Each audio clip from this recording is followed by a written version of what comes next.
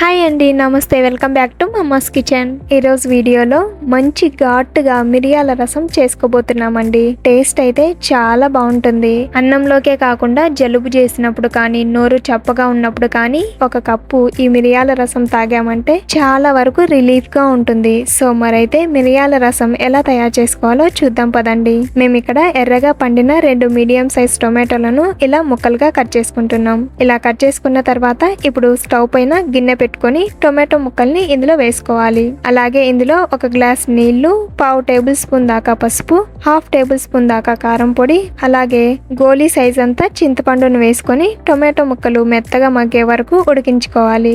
చూడండి, టొమాటో ముక్కలు ఇలా మెత్తగా ఉడికిన తర్వాత ఇప్పుడు స్టవ్ ఆఫ్ చేసి దీన్ని పూర్తిగా చల్లారనిద్దాం. ఇది చల్లారడానికి కాస్త టైం పడుతుంది కాబట్టి ఈ లోపు మనం రసంలోకి కావాల్సిన పొడిని తయారు చేసుకుందాం. ఒక మిక్సీ జార్ తీసుకొని అందులోకి 3 ఎండుమిరపకాయల్ని ఇలా తుంచి వేసుకోవాలి. అలాగే ఇందులో 1.5 టేబుల్ స్పూన్ దాకా మిరియాలు, 1/2 టేబుల్ స్పూన్ దాకా జీలకర్ర, 1/2 టేబుల్ స్పూన్ దాకా ధనియాలు, అలాగే 2 రెమ్మల కరివేపాకు వేసుకొని మెత్తటి పొడిలాగా గ్రైండ్ చేసుకోవాలి.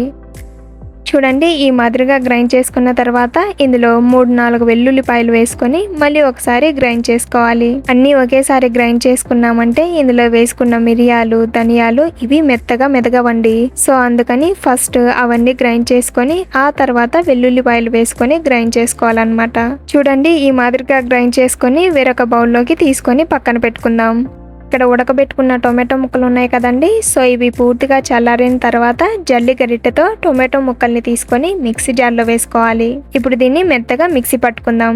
ఇలా మిక్సీ పట్టుకున్న తర్వాత ఇప్పుడు దీన్ని వచ్చేసి టొమాటో ముక్కలు ఉడకబెట్టుకున్న నీళ్లు ఉన్నాయి కదండి. సో ఈ బౌల్లోనే వేసుకొని ఇంకా ఇందులో రసం కన్సిస్టెన్సీకి తగ్గట్టు ఇంకొన్ని నీళ్లు పోసుకోవాలి.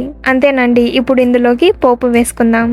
స్టవ్ పైన కడాయిలో 2 లేదా 3 టేబుల్ స్పూన్ల దాకా నూనె వేసుకోవాలి. నూనె బాగా వేడైన తర్వాత ఇందులో 1/2 టేబుల్ స్పూన్ దాకా ఆవాలు, అలాగే 1/2 టేబుల్ స్పూన్ దాకా జీలకర్ర వేసుకొని ఈ ఆవాలు కాస్త చిటపటలాడుతున్నప్పుడు 4 వెల్లుల్లిపాయల్ని ఇలా కచ్చాపచ్చగా దంచుకొని ఇందులో వేసుకోవాలి. అలాగే 2 ఎండుమిరపకాయల్ని ఇలా తుంచి వేసుకుందాం. అలాగే ఇందులో 1/2 టేబుల్ స్పూన్ దాకా ఇంగువ వేసుకొని ఇంగువ పూర్తిగా కరిగే వరకు కలుపుకుంటూ వేయించుకోవాలి.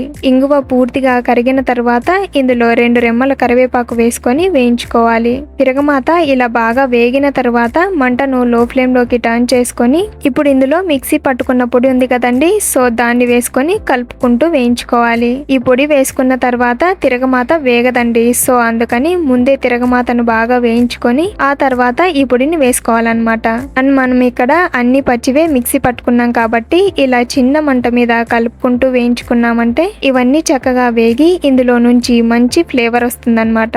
సో ఎప్పుడైతే ఆ ఫ్లేవర్ వస్తుందో అప్పుడు ఈ పొడి చక్కగా వేగినట్టు.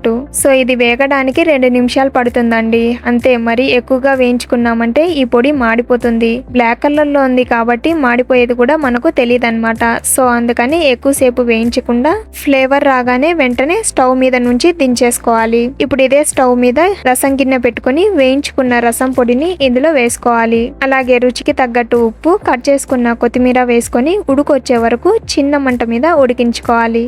చూడండి, రసం ఇలా ఉడుకు రాగానే ఇక ఎక్కువసేపు ఉడికించకుండా స్టవ్ ఆఫ్ చేసుకోవాలి. సో అంతేనండి. ఇప్పుడు వేరొక బౌల్లోకి సర్వ్ చేసుకుందాం. చూసారు కదండి, ఘాటుగా మిరియాల రసం రెడీ అయిపోయింది. జలుబు చేసినప్పుడు ఈ రసం 1 కప్పు తాగితే చాలండి. నా వరకు అయితే మెడిసిన్ కంటే కూడా మంచి రిలీఫ్ ని ఇస్తుంది. సో మరైతే మీరు కూడా తప్పకుండా ట్రై చేసి ఎలా ఉందో మీ ఫీడ్బ్యాక్ ని మాతో షేర్ చేసుకోండి. ఈ వీడియో మీకు నచ్చితే లైక్ చేయండి, మన ఛానల్ ని సబ్స్క్రైబ్ చేసుకోండి. అలాగే మేము పెట్టే ప్రతి వీడియో వెంటనే మీకు నోటిఫికేషన్ రావాలి అంటే పక్కనే ఉన్న బెల్ సింబల్ ని ఆన్ చేసి పెట్టుకోండి. బాయ్.